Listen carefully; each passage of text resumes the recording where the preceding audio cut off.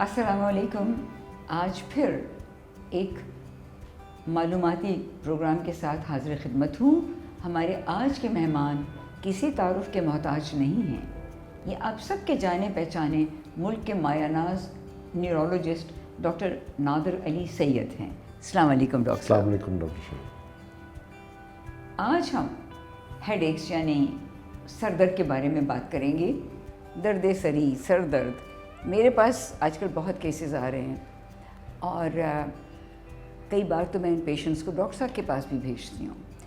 तो पहले मैं थोड़ी सी तफसील दे दूँ, फिर डॉक्टर साहब आपको मज़ीद मालूमात पहुँचाएँगे। आज हम सर दर्द की अलामात और वजूहात पे बात करेंगे। इंशाअल्लाह अगले प्रोग्राम में हम इसके इलाज के बारे में आपको बताएंगे।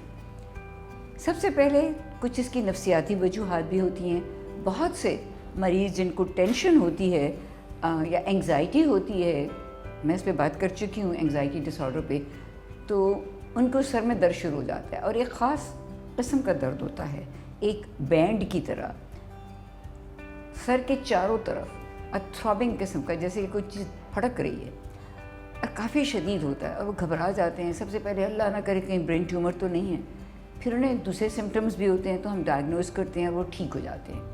दूसरी वजह है डिप्रेशन। डिप्रेशन में भी बहुत से मरीज़ों को हेडेक हो जाता है।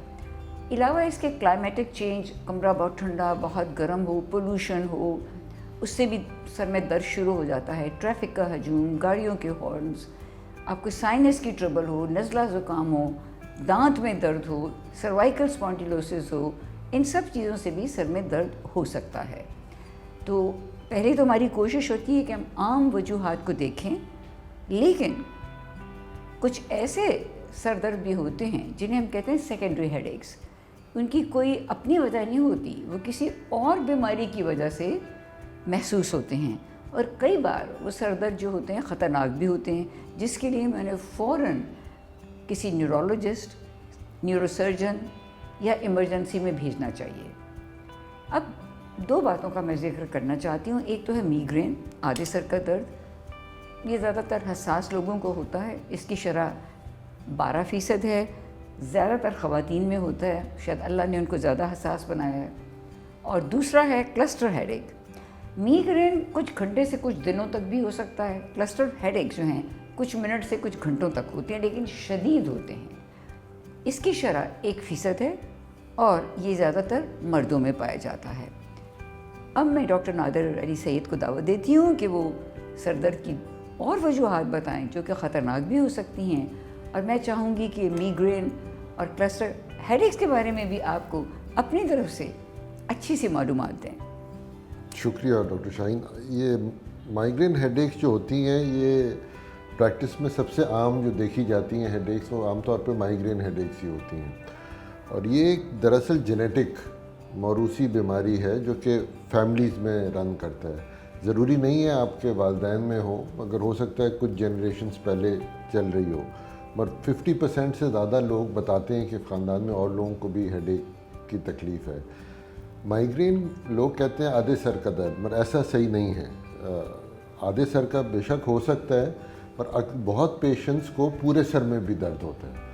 इसकी कई इकसाम हैं। जो आम टिपिकल पैटर्न होता है उसके अंदर कुछ लोगों को, ज़्यादातर को नहीं मगर कुछ को, कुछ बिनाई में कुछ मसला आता है। कोई काले स्पॉट्स या चमकती लाइट्स या कोई फोर्टिफिकेशन स्पेक्ट्रा कहते हैं, लकीरें सी नज़र आती हैं चंद मिनटों तक। उसके बाद फिर सर का दर्द शुरू होता है। माइग्रेन के अंदर अक्सर जो फीचर्स उसके कॉमन है, सब नहीं होते सब में, मगर कुछ ना कुछ तो होता है आमतौर पे।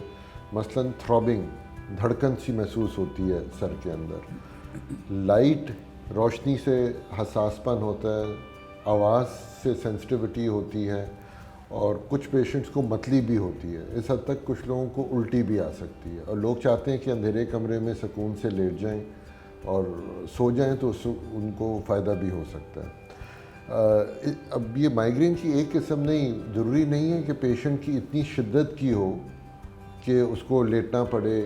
ज़रूरी नहीं है कि पेशेंट को वो बिनाई के सिम्टम्स हों, ज़रूरी नहीं है कि उल्टी हो।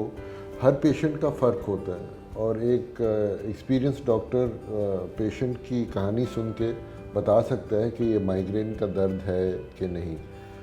دوسرا جو کلسٹر ہیڈ ایک ہے وہ یہاں میں آپ سے ایک سوال کر سکتی ہوں؟ جی جی. جو یہ آپ نے میگرین یا مائیگرین کا ذکر کیا، کیا یہ ٹینشن سے بھی ہوتا ہے؟ گھر میں کوئی سٹریس آ جائے؟ ہاں، مائیگرین ایک طرح کا ہم سوچ سکتے ہیں کہ دماغ کا حساس پن ہے. اور حساس پن کا مطلب یہ ہے کہ کسی چیز سے بھی یہ ہو سکتا ہے. مثلاً کچھ کھانے کی چیزوں سے، کچھ لوگوں کو دودھ کی پروڈکٹ، دہی دودھ چیز، کچھ لوگوں کو چاکلیٹ سے، کچھ لوگوں کو کھٹاس سے، کچھ لوگوں کو مرچی سے. جی بالکل آپ صحیح کہہ رہے ہیں. جی جی جی.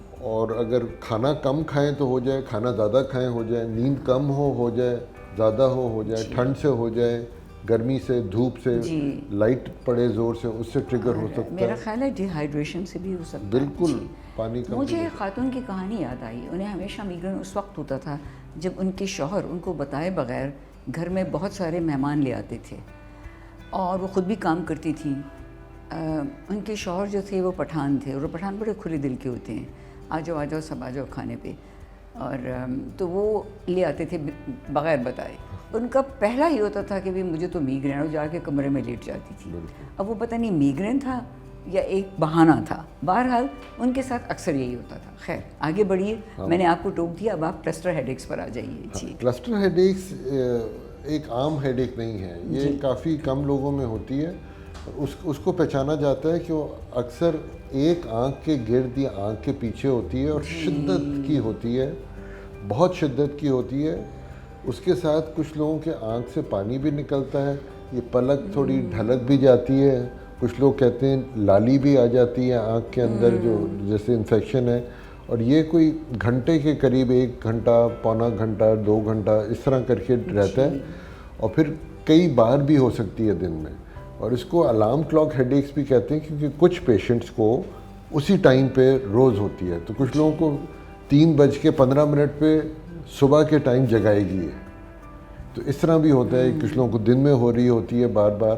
اور اس کو کلسٹر ہیڈ ایکس کہتے ہیں کیونکہ یہ کلسٹرز میں ہوتی ہے جو چند ہفتے اور مہینوں چلتی ہیں، پھر رک جاتا ہے اور پھر واپس بھی آ سکتا ہے. اس کا علاج بھی ممکن ہے. کریں گے جی سب کا اکٹھا، کیا خیال ہے؟ بالکل ٹھیک. اور بھی تو بہت سی وجوہات ہیں جو جان لیوا ہو سکتی ہیں. ہاں تو کچھ ان کی شروعات ہوتی ہیں سر درد سے. ہاں ایسی کئی بیماریاں ہیں جو کہ کچھ بہت ہلکے سر کے درد کے ساتھ ہوتی ہیں، کچھ بہت شدت کے سر کے درد کے ساتھ ہوتی ہیں.